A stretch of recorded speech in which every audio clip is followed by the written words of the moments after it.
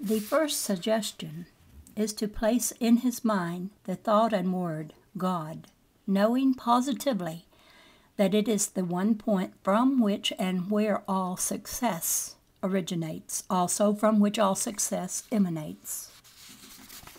Then fix that thought of success with the thought, God, I am success.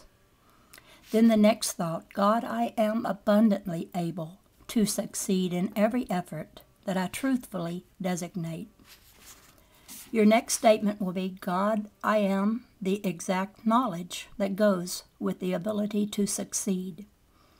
Your next statement will be, God, I am the infinite love that attracts all substance to me that brings forth my success.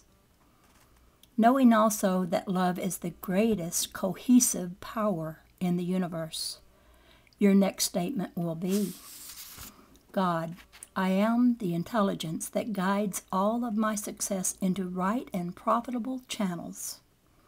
This will be followed by, God, I am the divine knowledge and the wisdom that gives the perfect to all of my success, followed with, God, I am the perfect Trinity, God the conquering Christ, God-man, the one focal point of all creation. We are now dealing with God cells, which never lose or change in any way. Thus man cannot change from divinity. The brain of man is built of these God cells, and this is the very reason that mind never changes. Thoughts may change 1,000 times a minute, as they are only reflexes from the subconscious. It is there that man has free will, for he can induce the subconscious to believe and store any thought put forth, or that which he perceives or is told by another. This subconscious is no portion of the brain itself, but is a ganglia of true cells located just below the heart center. These cells know neither impurity nor imperfection. They accept and store everything that is thought or spoken, and they have no way of discriminating. They also repeat that which they have stored, and man soon begins to believe what is repeated as truth. Soon he is unable to segregate truth from falsehood.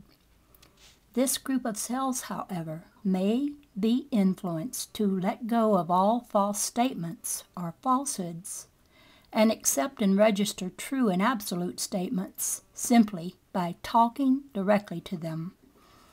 Suggest that they let go of all false and negative qualities, thoughts, and statements, and you will soon be aware that only true and constructive statements are registered in your world, which in turn reflects to you and through you. Then will follow the awareness of a great serenity of purpose. These cells have no way of discriminating except as they are taught.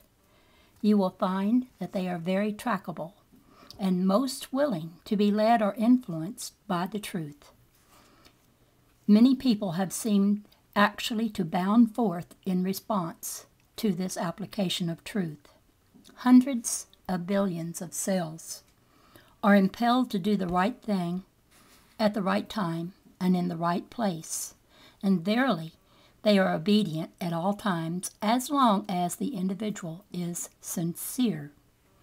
The life of man pushes forward, building, repairing, extending, and creating the new and better with an irresistible urge, an energy that is not comprehended by or found in inanimate things.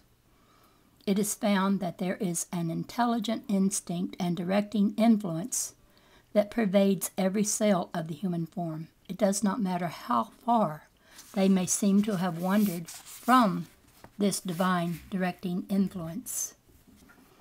It is our privilege to see them in this influence without giving any thought to the outer or that which is holding them under the hypnotic spell.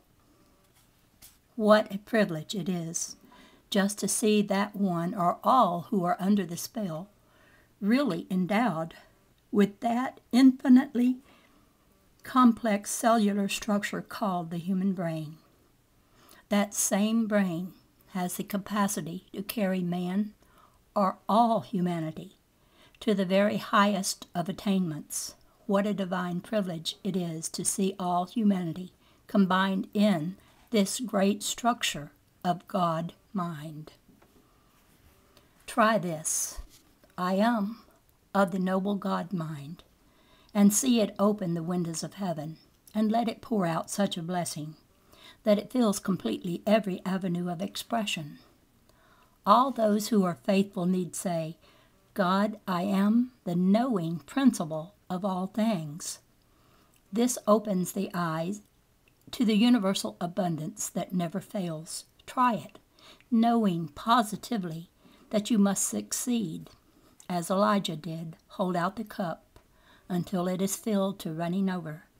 Never doubt the capacity of the one mind. It is always ready to bring forth these wonders as humanity aligns itself with God mind. As such, humanity has been traced with sufficient evidence to satisfy scientists for at least 1 million years. But let us see that this period is but an established minimum, for man goes back to an antiquity far beyond all human understanding. You can readily see that you are capable of extending your vision with the inclusion of God mind, or the one mind, to furnish all humanity with a background or build-up that has maintained true to man and divine mind, and how readily you are able to attach your thinking process to divine mind by declaring, God, I am divine mind, then knowing definitely that your statement is true and in full accord with divine law and principle. In this way, you are fully aware that heaven is all around you. Now is the opportune time to know that all are as free to accomplish this as you are. Now realize that matter was never conceived until thought set it up as a reality. Remember that matter never smiles, neither does it have any power or energy to rule or master itself.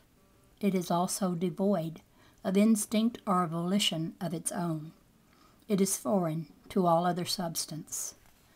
The bird actually sees its destination of migration, and thus does not need an instrument to guide it. That instrument is right within those tiny brain cells.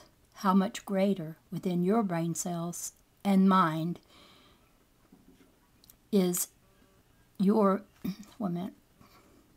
and mind is in direct control as soon as man knows that he is in full control of mind action. The bird, although it flies over 1,000 miles of open water, never loses its direction. Man has this same sense of seeing, but he has lost the ability by putting it out of his thought structure. Nothing is ever lost from divine mind. This is the very reason that it belongs to man, for man is as divine as mind. Thus he will never deviate from truth or be at a loss to accomplish all things when he again joins with divine mind.